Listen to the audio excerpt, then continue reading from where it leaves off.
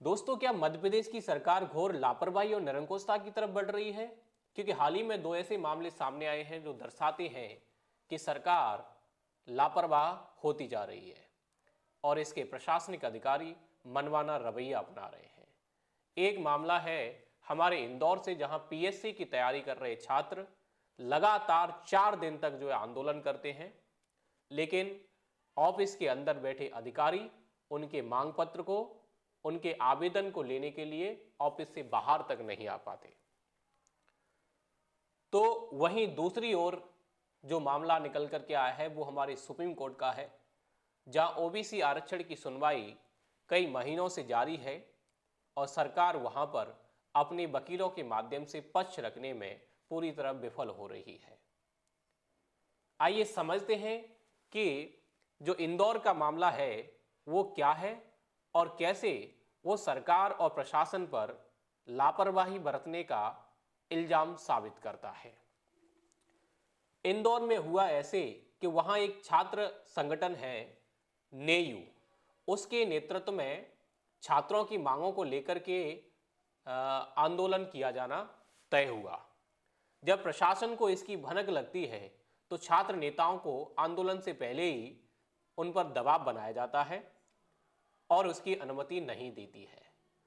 तो वहीं जो उसके छात्र नेता होते हैं वो हाईकोर्ट में जाकर के आंदोलन की अनुमति लेते हैं और 4 दिन तक आंदोलन चलता है।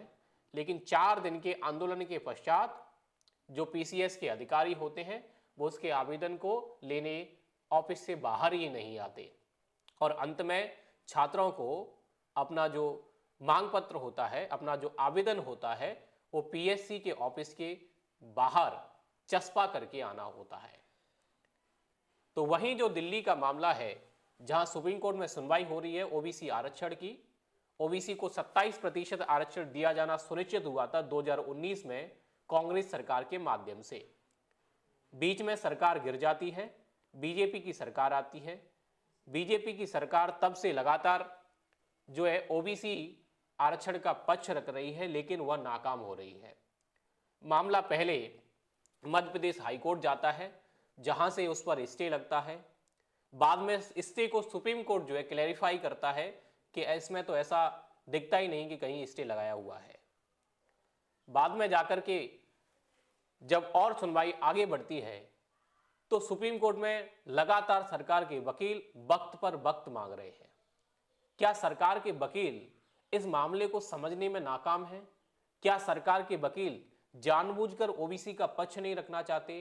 क्या सरकार इस मामले को, इस मुद्दे को इतना तवज्जो नहीं देती? क्या मध्य प्रदेश के 80,000 से ज्यादा ओबीसी के छात्र जो अपनी नौकरी की अपेक्षा कर रहे हैं, इंतजार कर रहे हैं, उनके कोई मायने नहीं है?